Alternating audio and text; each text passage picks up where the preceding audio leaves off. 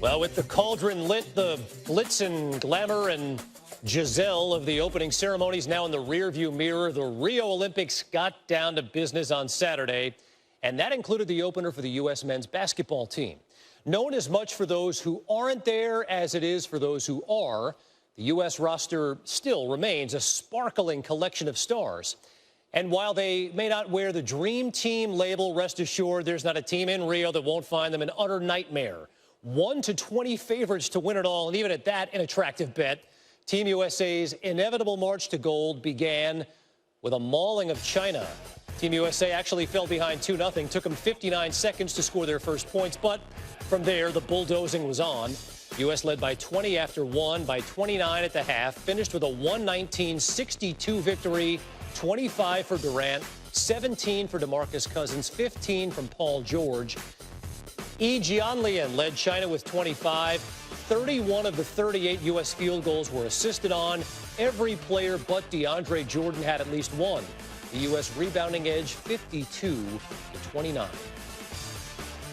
Team USA star DeMarcus Cousins joins us now. 17 points, 5 rebounds in a 57-point win. It's tough to go deep dive on the win, DeMarcus. I know your defense, the team's defense, was on point. Why is that being so strongly emphasized by your team in this Olympics?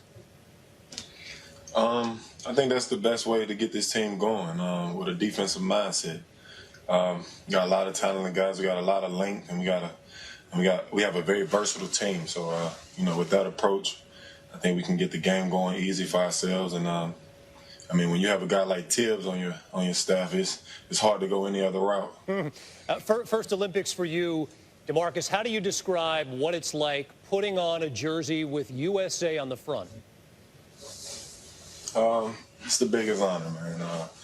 We're representing a lot right now. We're representing our entire country. I think we all are doing that with a lot of pride behind ourselves. And like I said, we're representing the country. Not many people can say they had the chance to do that. Yeah, you yourself, you're a kid from Mobile, Alabama, representing the United States of America. Was that a dream of yours coming up?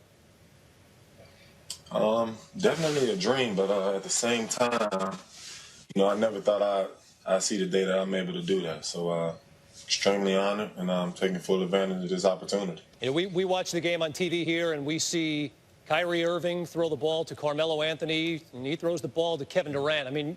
You're watching that happen on the court or on the bench. What's that like?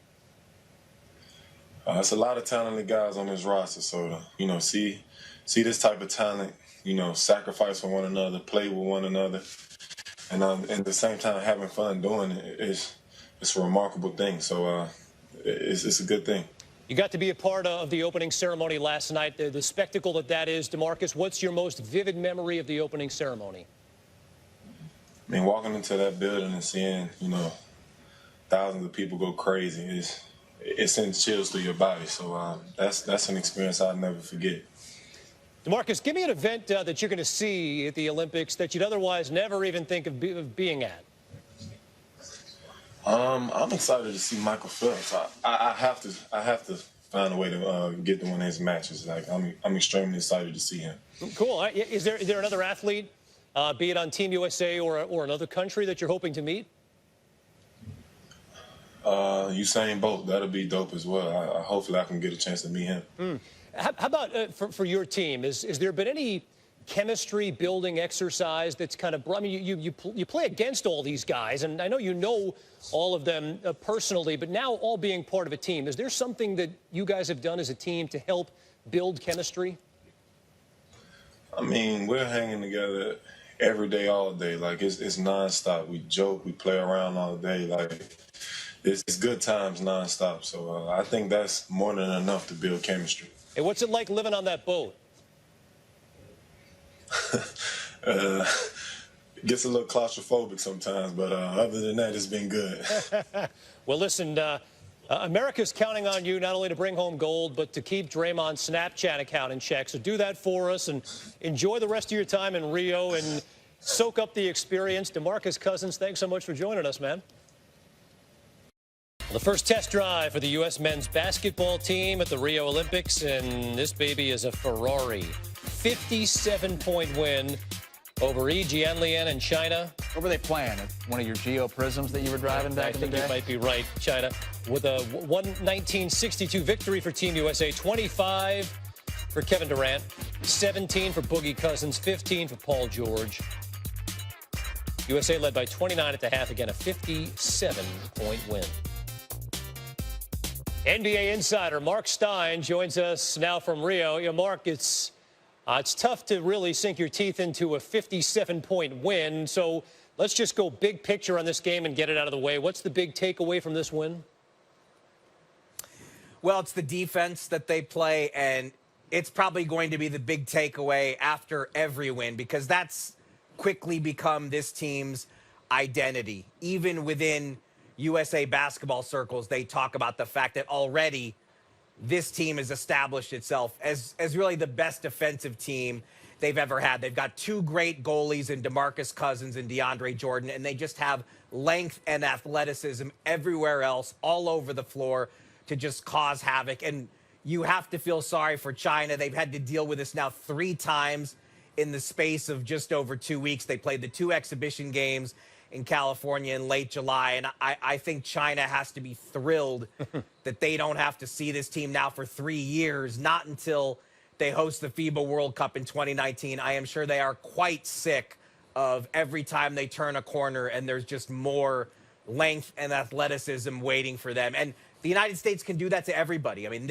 they actually find defense fun, which, again, I think is going to be this team's signature and this team's identity. Interesting. You know, we've seen a lot of China. We've seen a lot of Nigeria and Venezuela as well. Obviously, not the marquee teams in the world, but this is a different go-round in international play. I mean, USA is the major favorite in this tournament, unlike years past when they've only been the favorite. Is there any danger, Mark, of overconfidence setting in? I'm sure that Mike Krzyzewski is going to be telling his players that and trying to keep them grounded.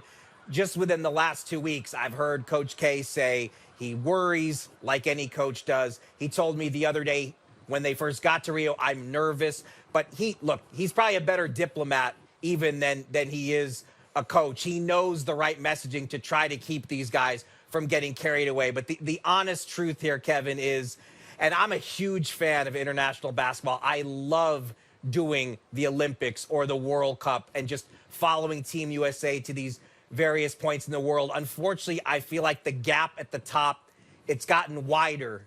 You know, you would have thought the Dream Team came in 1992 and the gap would steadily shrink. I think at the bottom, you know, the teams in that 8 to 12 range, certainly they're getting closer to the United States than they were when the Dream Teamers showed up in 92.